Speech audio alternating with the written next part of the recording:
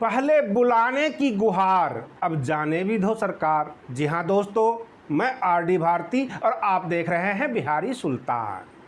पहले बुलाने की गुहार, अब जाने भी दो सरकार। इस तरह की बातें सामने आ रही है। मैं आपको डिटेल बताऊं, जैसे कि पूरे देश में कोरोना संकट में लॉकडाउन किया गया और सरकार लॉकडाउन करके और बिल्कुल चुप होके सो गई थी। हमारे श्रमिक भाई धीरे धीरे बाहर निकलने लग गए। जिनको जो रास्ता मिला, चाहे वो पैदल हो, ट्रक हो, टेम्पू हो, टैक्सी हो, वहाँ से वो निकलना शुरू हो गए। तंग आकर 1 मई से सरकार ने श्रमिक ट्रेन की व्यवस्था कर दी। हमारे तमाम श्रमिक भाई यह सोचकर शहर से बाहर भाग रहे थे अपने गांव के तरफ। गांव जाएंगे, कोई भी कारोबार कर लेंगे और बच जाएंगे। शहर में काम है नहीं तो भूखे मर जाएंगे। बिल्कुल भागने को तैयार सरकार झुकी भी, इनके लिए आगे आई भी। परंतु राज्य सरकार ने जो बड़े बड़े वायदे किए, पत्रकारों के सामने लंबी चौड़ी जो है लिस्ट थी, हम मनरेगा में ये काम दे देंगे, वो काम दे देंगे, हम योजना बनाएंगे, कमीशन बनाएंगे, जो है प्रवासी श्रमिक आयोग बनाएंगे, यानी माइग्रेंट लेबर का ये कमीशन बना रहे थे। परंतु 1-1.5 महीने में ही सब कुछ हवा हो गई। जो थोड़ा बहुत बचा था जेब में, वो 1-1.25 महीने में इन्होंने खा पी लिया। अब ये गांव में हमारे श्रमिक भाई भूखे मर रहे हैं और नौबत यह आ गई है वो फिर अब शहर की ओर पलायन कर रहे हैं। क्योंकि अगर वो शहर में नहीं जाएंगे, कुछ काम नहीं करेंगे, तो परिवार ऐसे ही मर जाएगा।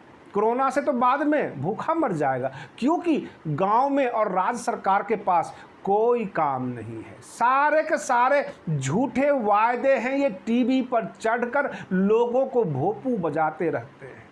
इनका तो काम है चुनाव लड़ना, चुनाव जीतना। ये वर्चुअल रैली कर सकते हैं, श्रमिकों को कोई रोजगार की रैली ये नहीं कर सकते। मैं आपको एक ताज़ा रिपोर्ट बता रहा हूँ। जहाँ 250 रुपये का किराया था बस का, वहाँ 1000 रुपये बस वाले लेते हैं और गांव से इनको शहर तक ले जाकर छोड़ देते हैं। अब देश के हर हिस्से से श्रमिक भाई फिर से शहर की ओर बढ़ने लग गए हैं, क्योंकि गांव में वो भूखे मर रहे हैं। मैं आपको ताज़ा रिपोर्ट बता रहा हूँ। इन दिनों सरिया वो आसपास के इलाकों में केंद्र व राज्य सरकार के नियमों का खुलेआम उल्लंघन किया जा रहा है। इसको लेकर झारखंड सरकार ने भी निर्देश जारी किया था कि इस लॉकडाउन के दौरान दूसरे राज्यों से लौटे प्रवासी मजदूर यदि पुनः किसी दूसरे राज्य में जाकर काम करना चाहते हैं तो पहले इसकी सूचना राज्य सरकार को देनी होगी। रजिस्ट्रेशन के बाद ही वे दूसरे राज्य जा सकेंगे, ताकि राज्य सरकार के पास एक आंकड़ा रहे। लेकिन इन दिनों सरिया से होकर राज्य व केंद्र सरकार के आदेशों को धता बताते हुए गिरिडीह जिला लोगों के दर्जनों बड़ी बड़ी बसों से खचाखच भरकर कोलकाता ले जाया जा रहा है। गिरिडीह झारखंड का एक जिला है। हमारे ये श्रमिक भाई न किसी प्रकार की कोई सोशल डिस्टेंसिंग का पालन कर रहे हैं, ना इनके पास कोई प्रोटेक्शन किट होता है। इनमें ना तो शारीरिक दूरी का पालन किया जा रहा है, ना ही लॉकडाउन का प्रत्येक सीट पर सवारी बैठे नजर आते हैं। सामने से पर्दा गिरा रहता है। प्रवासी मजदूर एक बार फिर दूसरे राज्यों की ओर बेरोक टोक कूच करने लगे हैं।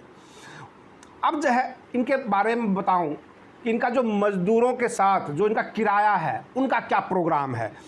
बस संचालक अभी सरिया से कोलकाता के लिए प्रत्येक सवारी से करीब 1000 रुपया किराया ले रहे हैं, जबकि पूर्व में 200 से 250 रुपये भाड़ा था। लौटते समय कई ऐसे सामान ट्रांसपोर्टिंग कर लाया जाता है जो अधिकांश फर्जी या नकली होता है। फिर राज्य सरकार को राजस्व का नुकसान पहुंचाने वाला सामान होता है। इस मार्ग से होकर कोलकाता के लिए जाने वाली दर्जनों बसें सरकार के निर्देशों का उल्लंघन तो कर ही रही है, सरकार को राजस्व का नुकसान पहुंचाकर कई प्रतिबंधित सामानों की ढुलाई कर रही है। बिना रजिस्ट्रेशन के प्रवासी मजदूरों को पुनः दूसरे राज्य पहुंचाने का गोरख धंधा मोटी कमाई के चक्कर में किया जा रहा है। बसों के पास नहीं होता, रोड परमिट भी नहीं होता उनके पास। जानकारी के अनुसार इस मार्ग में चलने वाली अधिकांश बसों के पास रोड परमिट भी नहीं होता। टूरिस्ट परमिट के सहारे बसों का परिचालन किया जा रहा है। अगर जल्द ही राज्य सरकार इस दिशा में गंभीर नहीं होती तो कोरोना वायरस संक्रमण को लेकर काफ़ी मुश्किलों का सामना करना पड़ सकता है। अनुमंडल पुलिस पदाधिकारी विनोद कुमार महतो ने बताया कि राजधनवार, सरिया व बगोदर होते हुए कोलकाता के लिए मोटर वाहन व बसें चल रहे हैं, जिनमें मजदूर लॉकडाउन के नियमों का उल्लंघन कर रहे हैं। इसकी जानकारी उन्हें मिली है, लेकिन परिवहन का मामला जिला परिवहन पदाधिकारी का बनता है। उन्हें सूचना दे दी गई है, यथाशीघ्र इस पर कार्रवाई की जाएगी। मैं आपको बता दूं, झारखंड में हेमंत सोरेन जी की सरकार है और पश्चिम बंगाल में बहन ममता बनर्जी जी की सरकार है, यानी दीदी जी की सरकार है। और इस तरह से दोनों मुख्यमंत्री अगर मिलकर चाहें तो इस मामले को सुलझा सकते हैं। कोरोना संकट दोनों राज्य सरकारों के लिए है। जो पश्चिम बंगाल और झारखंड का सीमा इस तरह से है कि उल्टा सीधा मैप बना हुआ है, कहीं से कोई घुस जाता है। बहुत जगह तो भाषा भी प्रॉब्लम नहीं करती, क्योंकि एक दूसरे की भाषा को वो समझते हैं।